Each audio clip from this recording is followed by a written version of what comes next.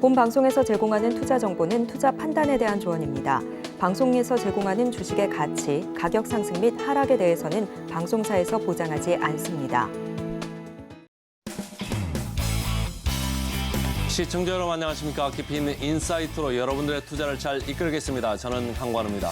어제 국내 기관의 매도세 코스피는 2,500선을 다시 내줬습니다. 코스닥은 코스피보다 더 하락폭이 컸습니다. 일부 국내 펀드가 자금을 회수했다는 소식에 이렇게 투자 심리가 위축된 건데요. 2차 전지주를 비롯해서 IT주들 전반적으로 약세를 보였습니다. 하지만 날씨가 이렇게 좀 쌀쌀해지면서 기침감기 환자 좀 많아지는 느낌입니다. 의약업종 어제는 강세였던 게 눈에 띈 하루였습니다. 반면 미국 시장에서는 3대 지수 모두 하락 혼조 마감했습니다. 국채금리 하향세는 계속 이어졌지만 어쨌든 이렇게 혼조 마감한 것은 여러 이유가 있습니다. 달러화 지수는 올랐고요. 필라델피아 반도체 지수는 오히려 내렸기 때문입니다. 오늘도 저희 증시8과 함께 하시면서 알찬 정보, 인사이트 많이 챙겨가시길 바라겠습니다. 곧 외신 들어갑니다. 외신 브리핑 시작합니다. 어제 3대 지수는 혼조세로 마무리 지었습니다.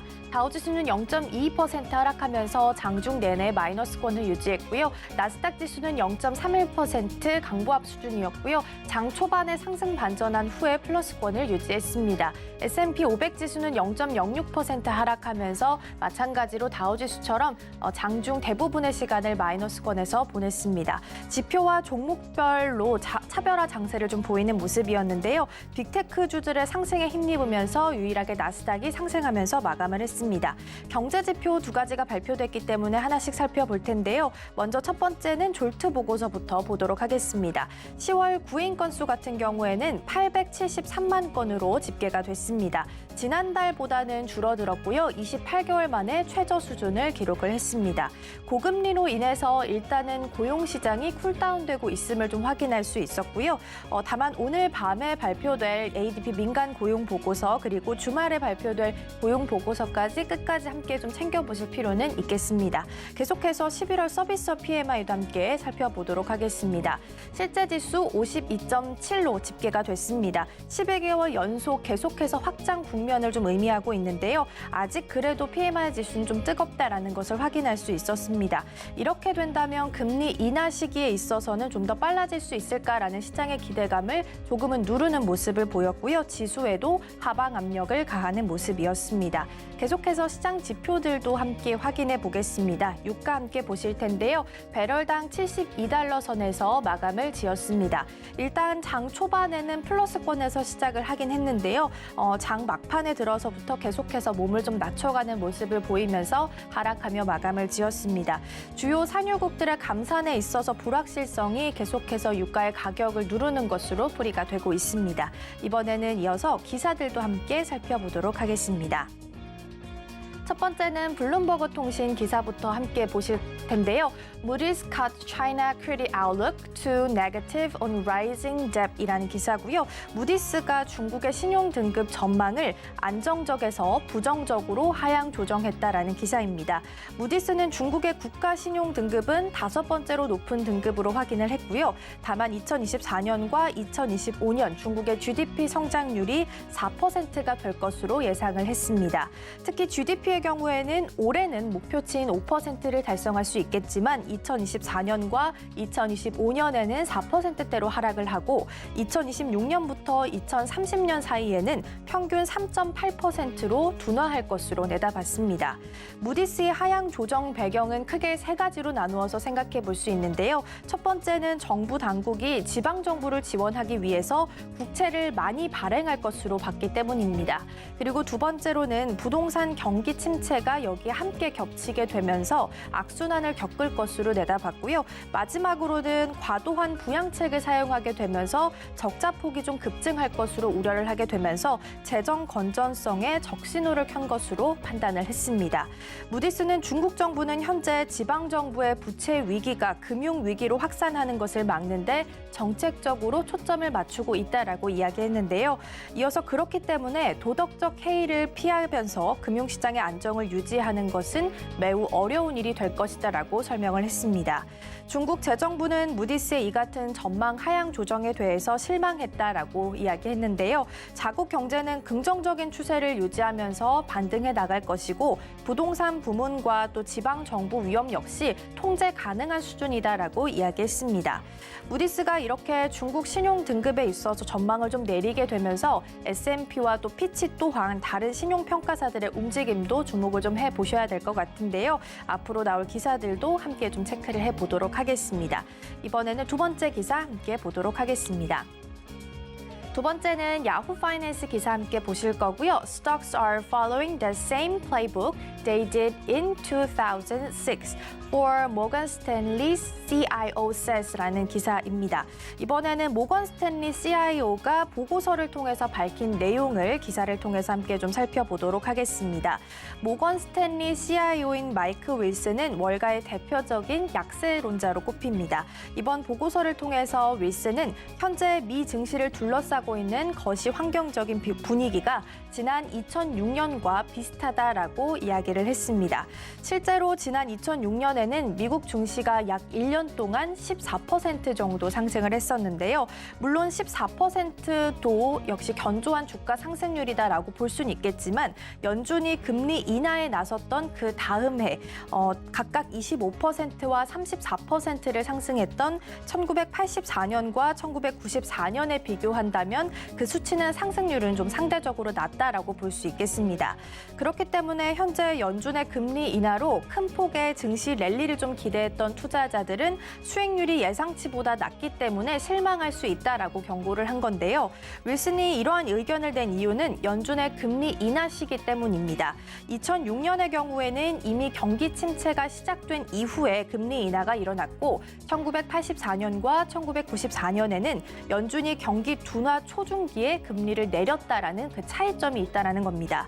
즉 현재도 2006년과 동일하게 경기 침체를 우려하는 상황에서 금리 인하 시기를 논의하고 있기 때문에 주가 상승률이 생각보다는 적을 수도 있다라고 풀이를 한 겁니다. 또 윌슨 CIO는 이미 경제 지표들, 특히 고용 지표에 있어서는 이미 둔화하는 신호를 보이고 있기 때문에 연준의 금리 인하는 다른 때보다는 비교적 늦게 이루어지는 것이다라고 이야기했고요. 또 그는 앞서서 내년 증시 전망에 있어서도 S&P 500 지수 전망치로 4,500 수준을 제시를 했습니다. 이는 현재 지수와 좀 비슷한 수준이고요. 지수가 내년에 5,000선을 넘으면서 사상 최고치를 기록할 것이다라고 대부분의 다른 월가 전문가들이 내놓고 있는 수치와는 조금 다른 모습입니다. 연말이 되면서 일단 내년 전망을 좀 내다보는 월가의 보고서들이 많은데요. 관련된 뉴스들 계속해서 팔로우업 해보도록 하겠습니다. 이번에는 섹터별 움직임 이어서 함께 보도록 하겠습니다. 전반적으로 빅테크주 위주로 좀 상승하는 모습을 보였고요. 특히 유가 같은 경우는 가격이 하락하면서 좀 빨간불이 짙게 켜져 있는 모습입니다. 첫 번째로는 엔비디아부터 좀 보실 텐데요. 엔비디아는 2.32% 상승하면서 종가 형성했고요. AMD 같은 경우에는 0.16% 약보합 수준이었습니다. 인텔 같은 경우도 1% 넘는 하락폭을 보이면서 마무리를 했습니다. 엔비디아의 올해 데이터 센터 매출이 경쟁사인 인텔과 AMD를 넘어설 전망이다라는 의미인데요. 인텔은 156억 달러 그리고 AMD는 66억 달러를 기록을 했습니다. 엔비디아가 449억 달러를 달성하면서 이를 역전할 가능성이 높아지게 된 건데요. 특히 지난해까지만 보더라도 선두를 지키고 있던 인텔이 엔비디아의 역전을 당할 가능성이 높아졌습니다. 인텔은 시장 우위를 좀 되찾기 위해서 노력은 하고 있지만 고전을 면치 못하는 모습인데요. 인텔 매출은 올해까지 3년 연속 하락할 전망입니다. 인텔은 오는 14일에 신제품 공개 행사를 열고 PC에서 생성형 AI를 직접 가동할 수 있도록 설계된 이 반도체 등을 소개할 예정입니다. AMD는 세계 최대 파운드리 업체인 TSMC와 제휴를 통해서 비교적 성공적으로 방향을 좀 전환해오는 모습을 보여왔는데요. 특히 데이터 센터에 쓰이는 CPU 시장에서 인텔의 시장 점유율을 가져오기도 했습니다. 엔비디아는 챗 GPT 성공에 따른 AI 붐의 최대 수혜주로 좀 꼽히면서 올해 들어서만 주가가 200% 넘게 상승한 상태입니다.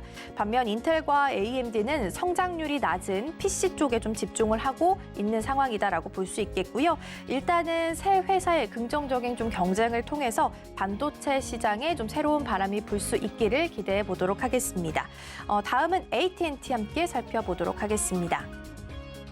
AT&T 같은 경우에는 3% 넘게 상승하면서 마감을 했는데요. 미국 통신업체인 AT&T가 6G 시대를 대비하고 나섰습니다.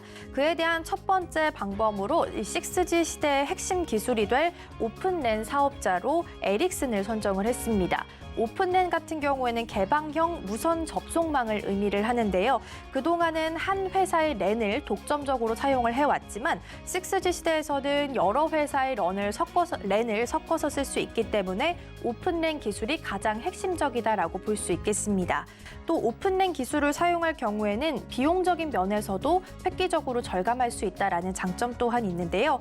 노키아를 따돌린 에릭슨은 앞으로 5년 동안 AT&T의 무선 네트워크를 현대화할 예정입니다. 사업의 규모는 약 140억 달러, 한화로 계산해 봤을 때는 약 18조 원에 달할 것으로 보이고요. 미국 내 자사 무선 트래픽의 70% 정도를 책임질 것으로 보입니다. 우리 시장에서도 5G 그리고 6G와 관련해서 테마를 형성하면서 한 번씩 시세를 보이기도 하는데요. 기업들의 움직임을 통해서 주가도 함께 들썩일 수 있을지 기대해 보시면 좋을 것 같습니다. 마지막으로 일라이릴리 함께 살펴보겠습니다. 0.42% 상승하면서 마감을 지었고요. 오늘 아침 들어온 소식이기 때문에 마지막으로 살펴보도록 하겠습니다. 일라이릴리의 비만 치료제 제파운드가 당국 승인을 거쳐서 미국 약국에서 판매가 되게 됐습니다. 제파운드는 비만약 치료제고요. 월스트리트 저널은 내년 매출이 20억 달러에 달할 것으로 보고 있습니다. 제파운드는 식욕을 줄이고 위에 들어가 있는 음식물을 천천히 소화되도록 돕는데요. 시험한 결과 평균 체중이 약 20% 정도 줄어든 것으로 나타났습니다. 일라이릴리는 제파운드가 주요 처방약 급여 관리 업체 PBM 중 하나인 시그나 공식 등재를 앞뒀다라고 발표를 했는데요. 또 다른 대형 PBM인 CV헬스는 여전히 검토 중인 것으로 나타났습니다.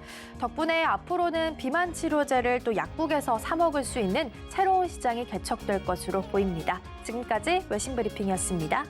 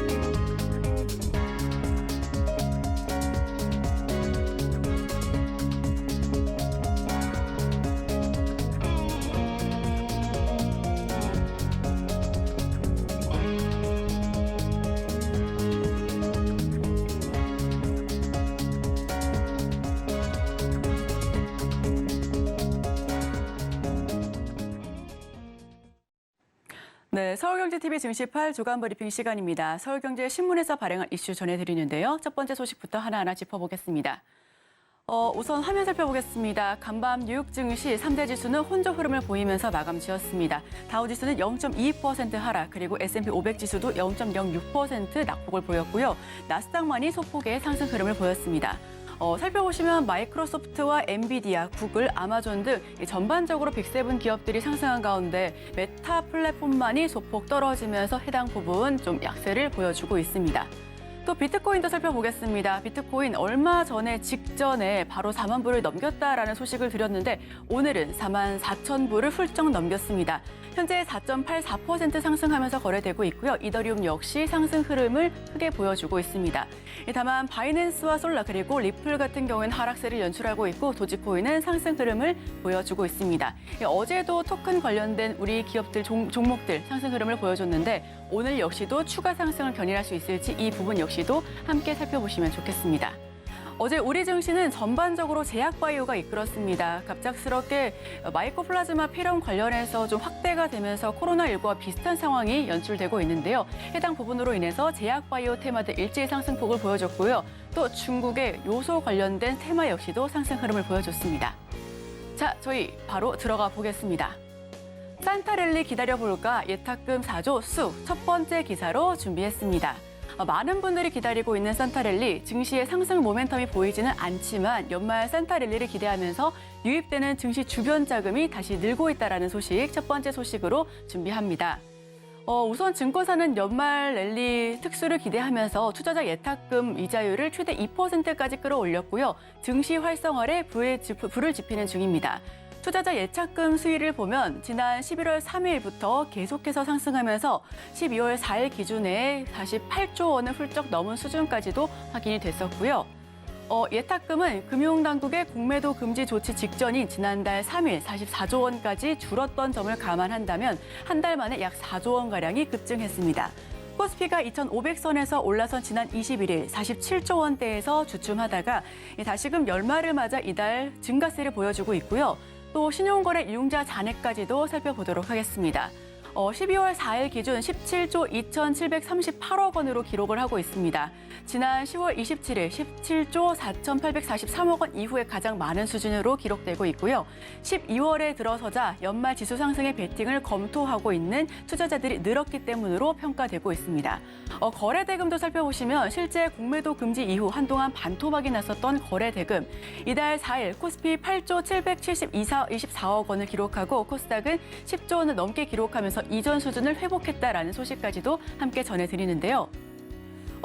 지금 정리하고 넘어가겠습니다. 예탁금이 2달 만에 최대폭을 기록하고 있습니다. 다만 신용융자도 증가하고 있고 연말 상승에 베팅하는 부분들 크게 늘어나고 있다는 부분까지도 함께 지켜보시면 좋을 것 같습니다. 연말 특수를 노린 증권사도 이용률을 높이기 때문에 해당 부분 역시도 살펴봐 주시면 좋겠습니다. 네, 다음 소식으로 넘어갑니다. 천문학적인 지원 유혹하더니 공장 늦어지면서 수급 차질 불보듯 지금 해당 소식 두 번째 소식으로 전해드리는데요. 수십조 원에 이르는 보조금을 앞세워서 반도체 기업을 유치했던 미국과 유럽연합.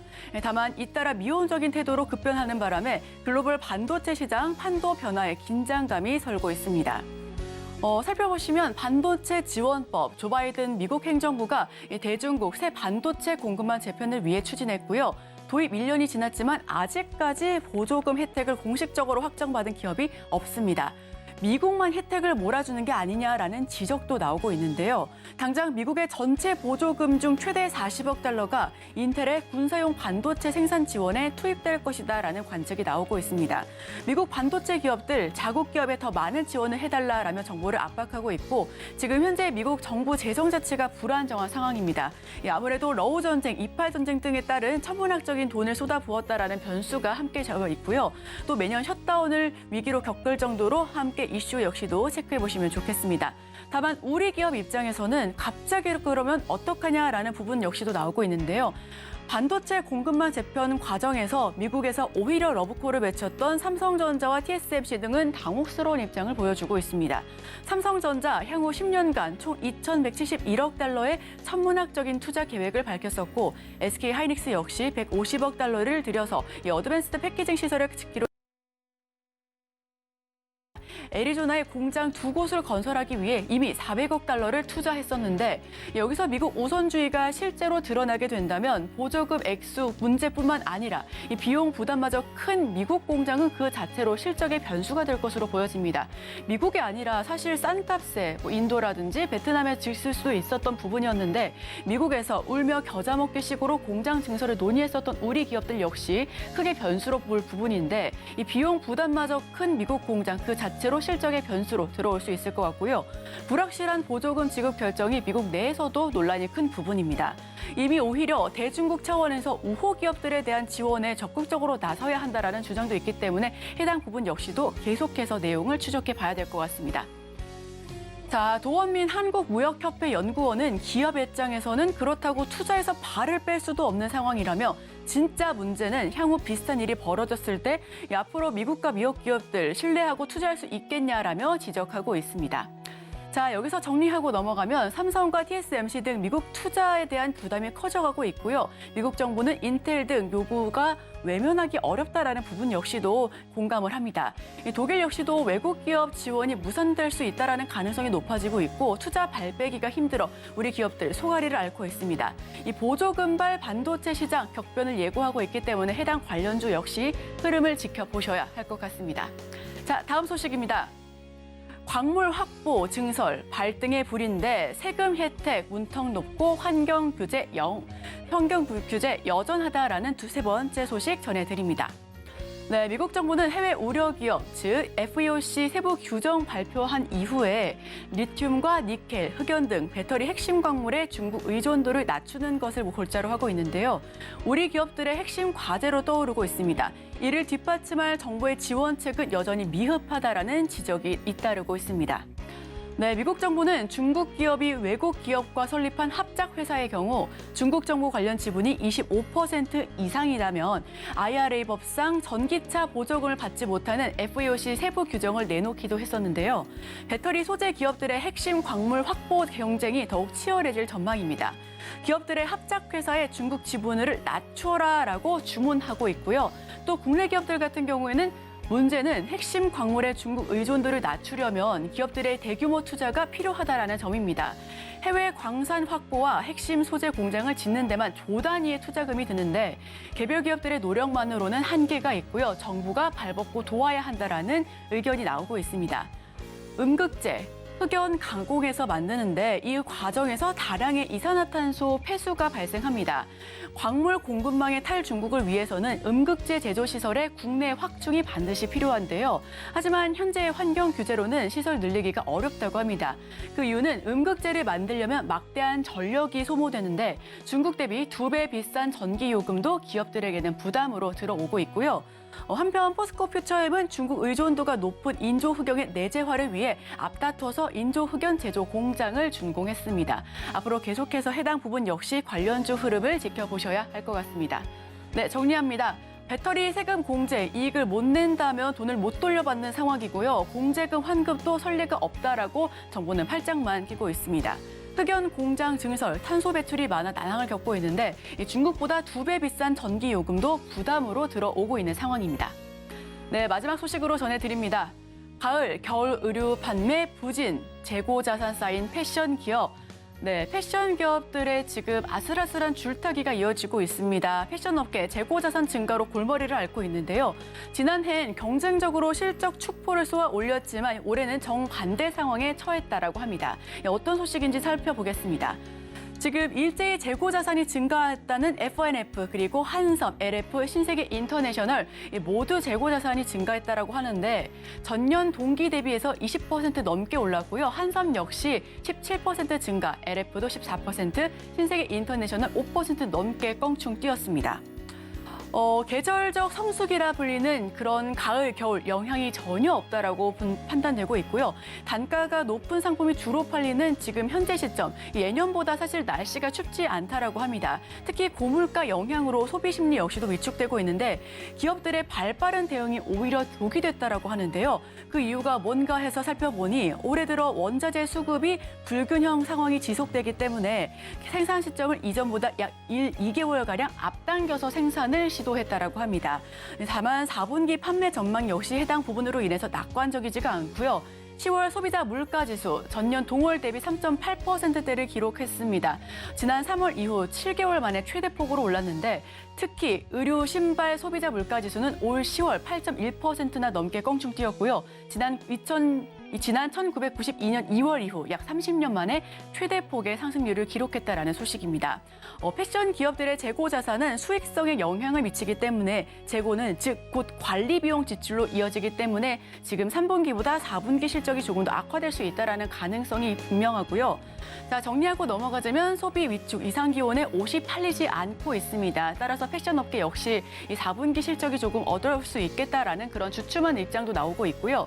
F&F는 3분기 작년보다 20% 넘게 재고 자산이 늘었고 한섬과 LF도 다르지 않습니다. 특히 신세계 인터 역시 일제히 껑충 뛴 모습 때문에 지금 올해 말부터 내년 초까지의 입장도 한번 지켜보셔야 될 것 같습니다.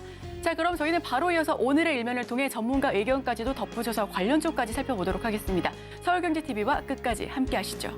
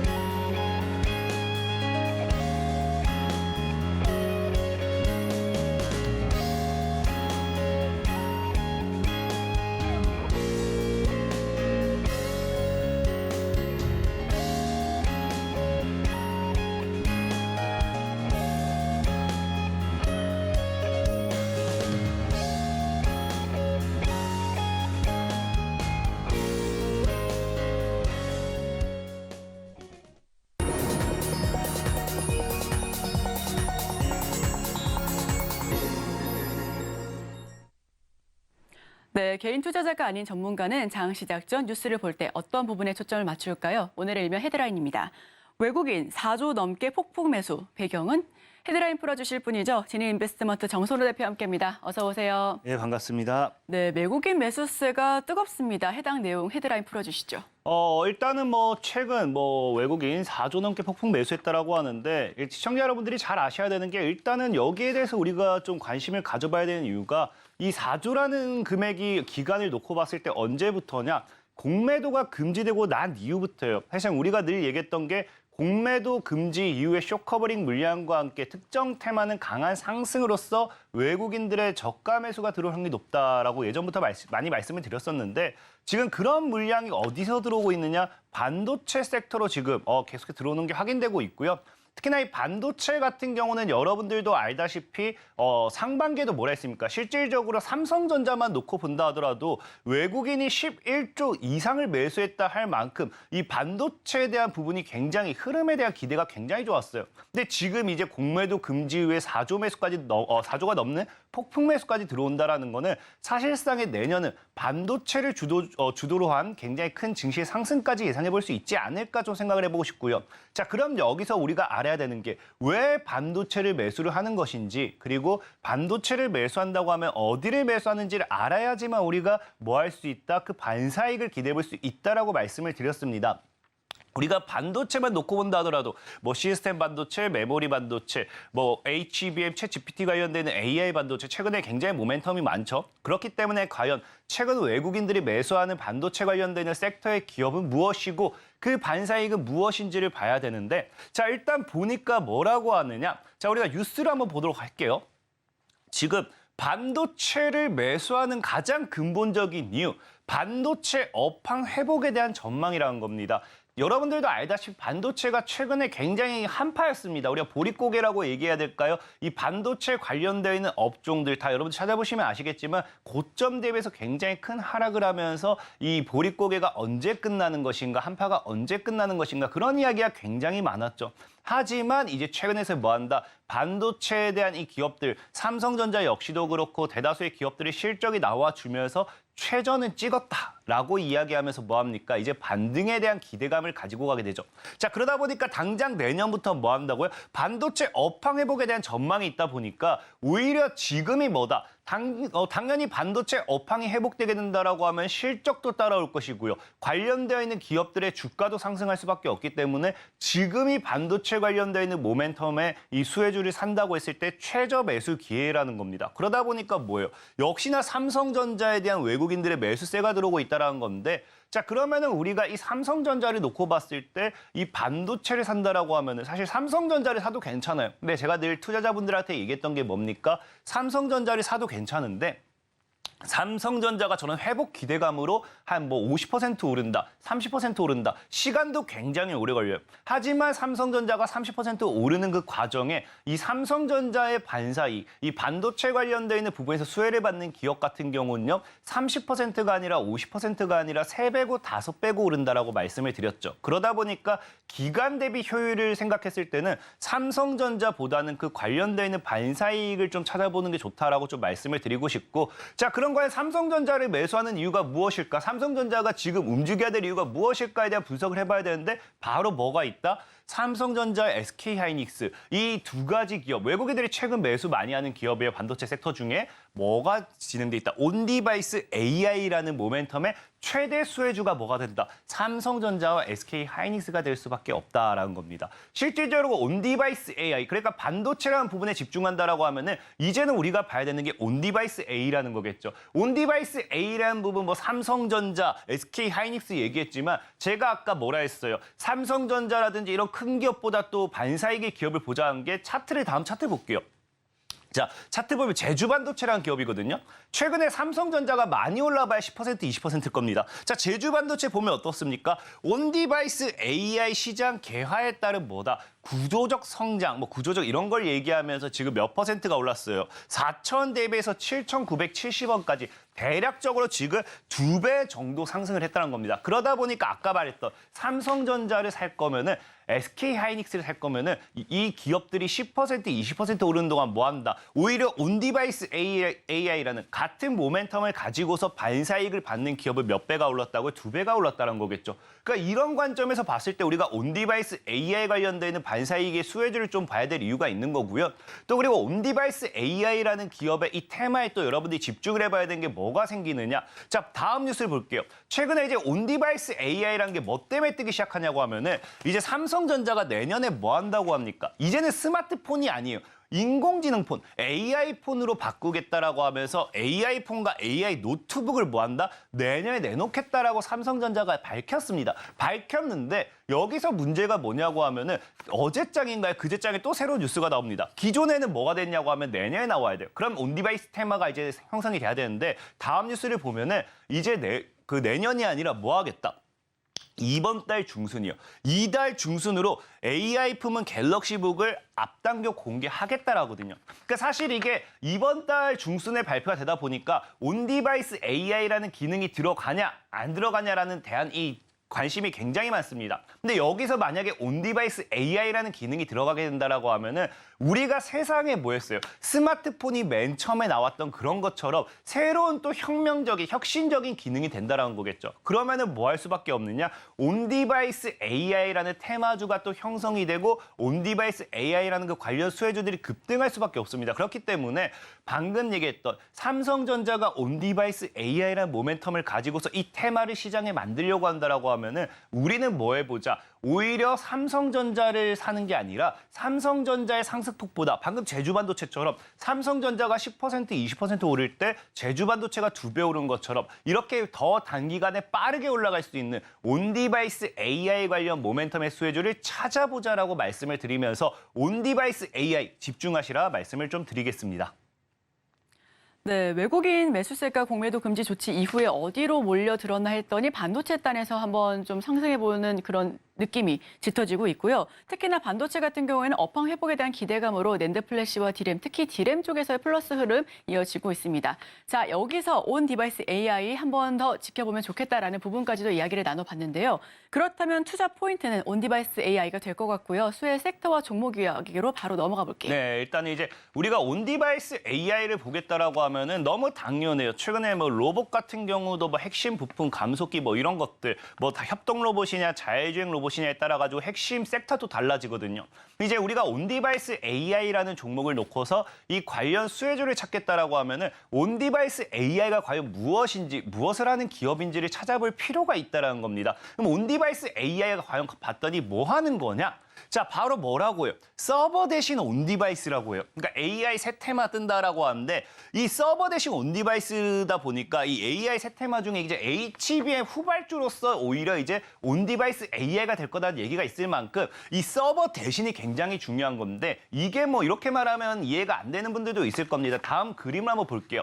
자, 기존에 우리가 스마트폰, 보통 클라우드 AI라 표현을 하고요. 온디바이스 AI라 표현합니다. 자, 하단을 보시면 우리가 기존의 스마트폰이라 좀 보시면 좋아요. 이 차이가 뭐냐고 하면은 기존에는 사람이 무엇을 합니까? 기계에 어떤 명령을 내립니다. 명령을 내리게 되면요. 한 번 거쳐서 어디로 향하느냐? 클라우드 서버로 전송이 돼요. 서버로 전송이 되고 이 서버에서 내가 원하는 결과값을 도출해서 다시 핸드폰으로 전송이 되고 그것이 뭐한다? 다시 인간에게 이 돌아오는 그런 부분이라 생각하시면 좋습니다. 자, 근데 온디바이스 AI는 어때요? 이 사이에 클라우드가 사라지죠.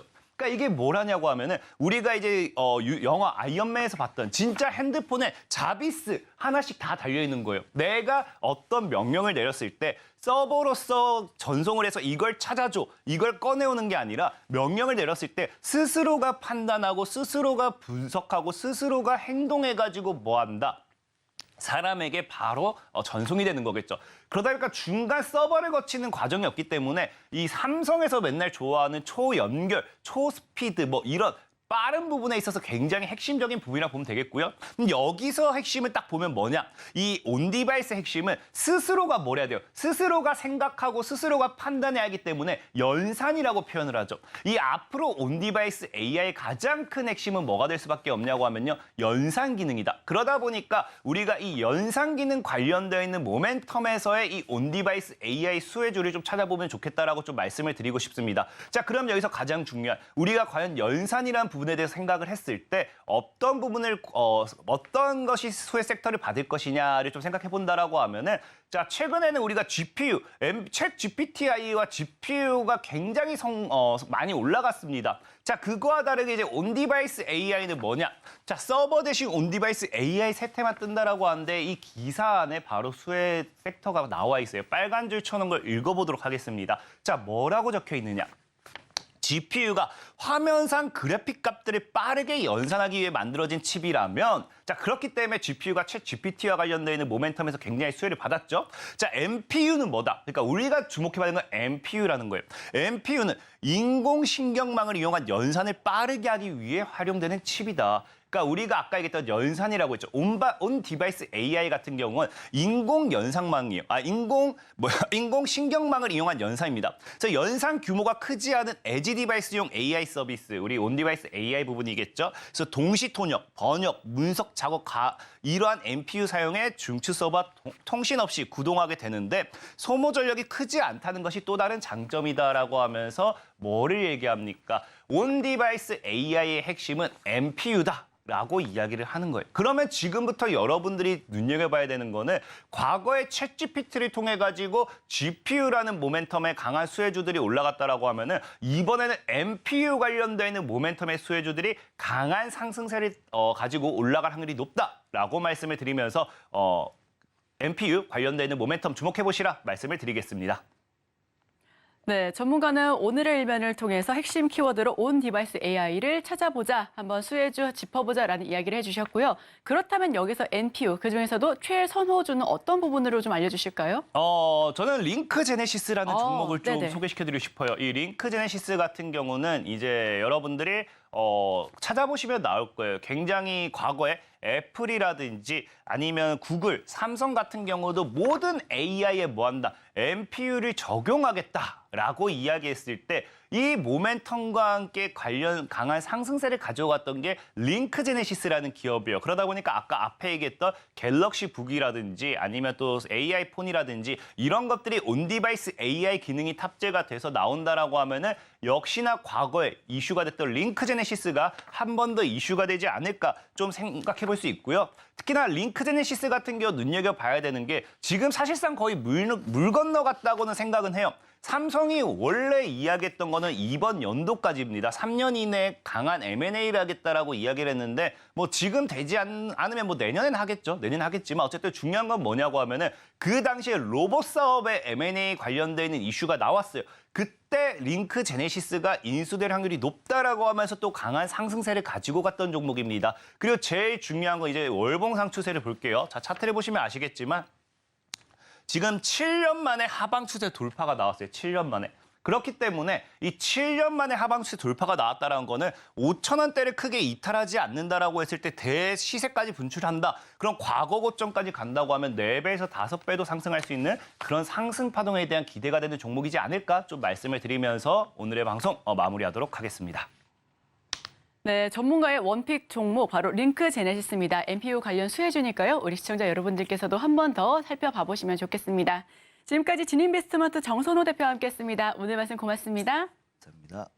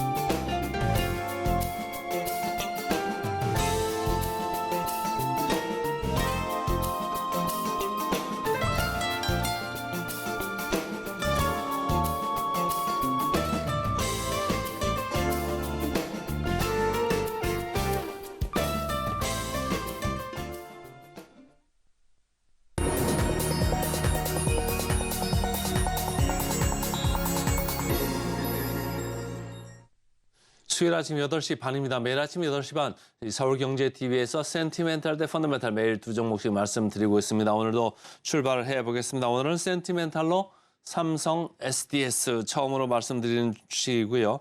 펀더멘탈로 삼성증권 둘 다 오늘 공교롭게 삼성 계열사가 되겠습니다. 삼성 SDS 보겠습니다.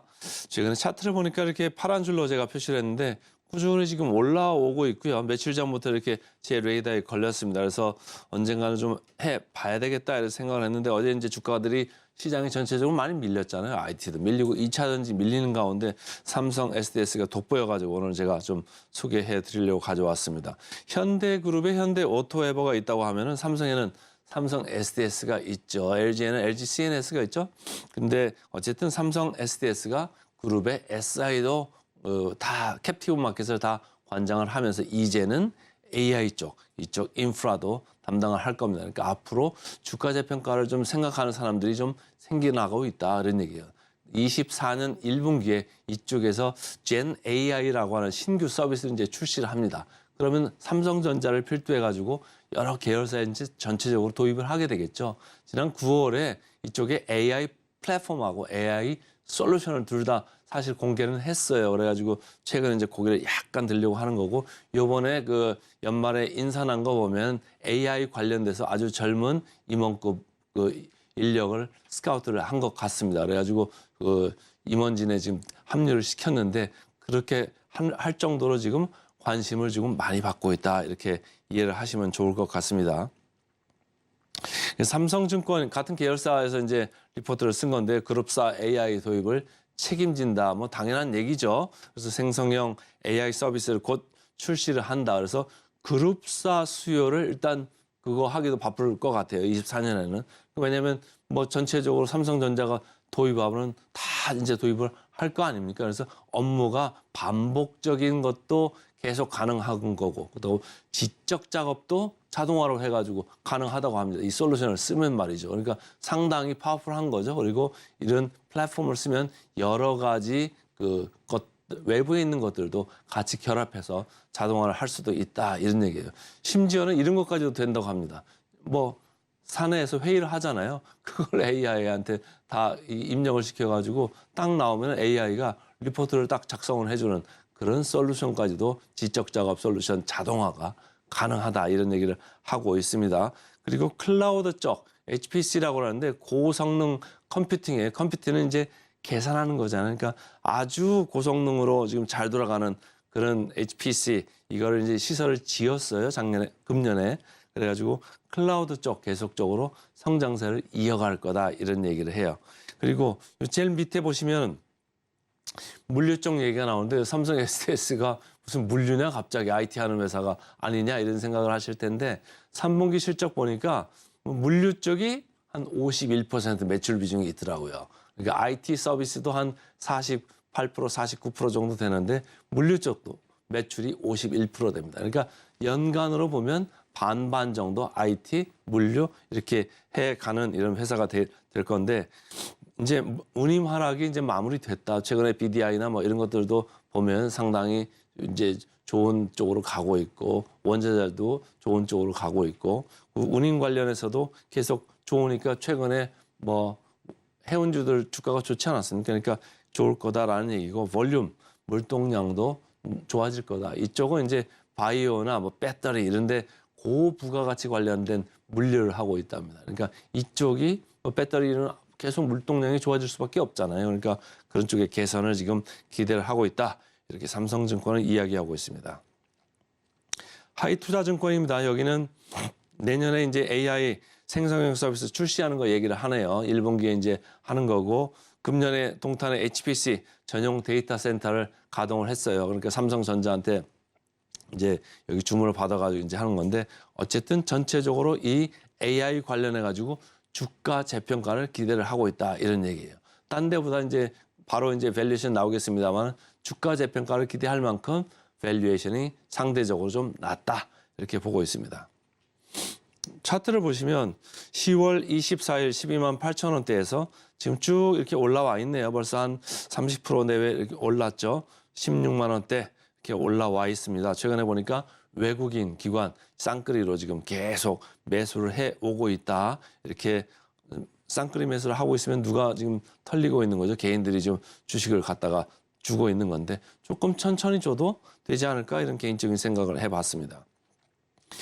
공매도 잔고율이 0.4%까지 축소를 했어요. 0.4% 정도 되면 시장의 평균이죠. 최근 보니까 9월 말부터 해가지고 꾸준히 이렇게 내려왔네요. 최근에 좀 급하게 이렇게 내려오는데, 그러니까 외국인들이 이렇게 사들어오는 면에서 이런 공매도가 좀 급하게 내려온다 그러면 공매도를 미리 쳐놨던 게 조금 환매되고 있구나.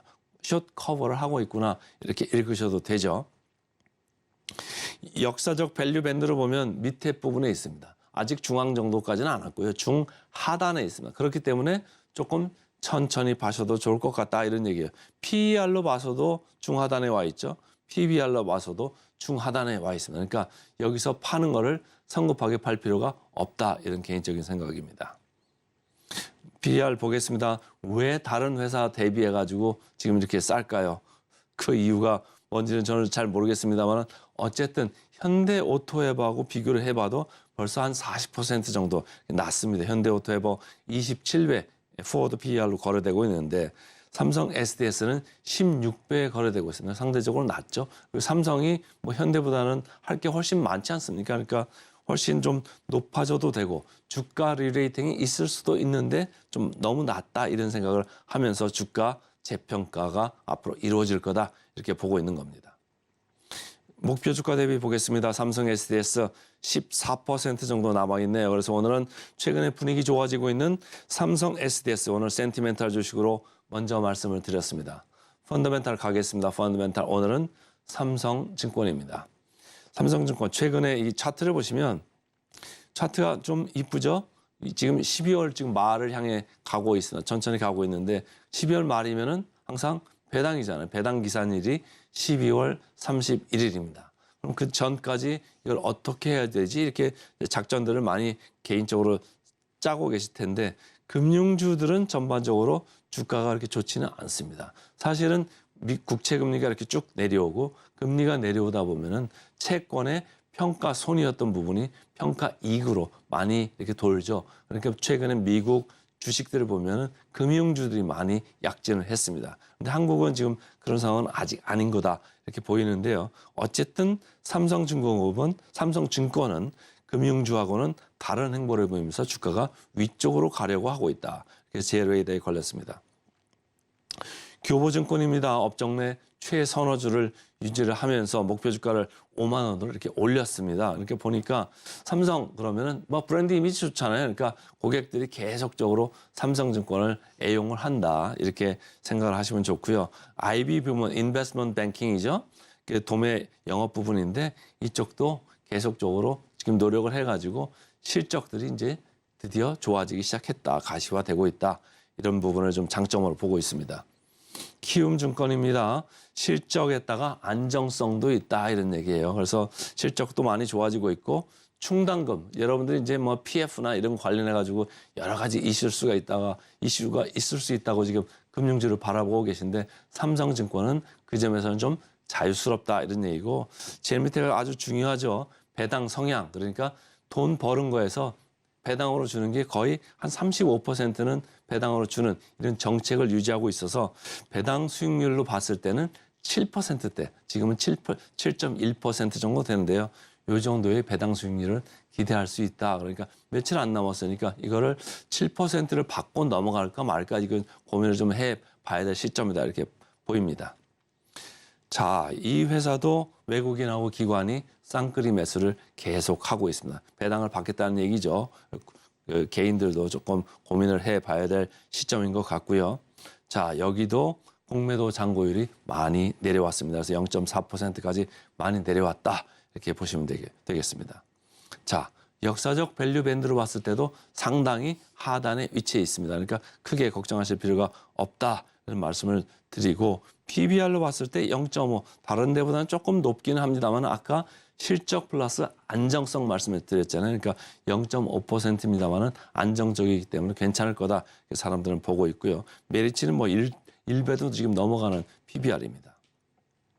배당 수익률 아까 말씀드렸죠. 7.1%고요. 목표 주가 마지막으로 보겠습니다. 목표 주가 대비 19% 정도 남았습니다. 그래서 오늘은 센티멘털로 삼성 SDS, 펀더멘털로 삼성증권 두 종목 말씀드렸습니다. 네, 오늘의 핵심 요약 세 줄입니다. 촉매 부족한 뉴욕 증시 3대 지수 혼조세로 마감했습니다.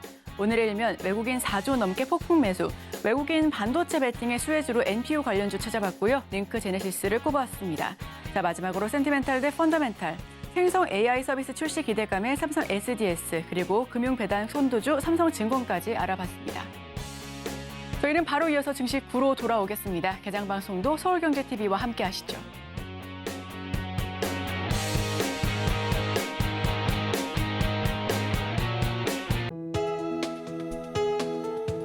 본 방송에서 제공하는 투자 정보는 투자 판단에 대한 조언입니다. 방송에서 제공하는 주식의 가치, 가격 상승 및 하락에 대해서는 방송사에서 보장하지 않습니다.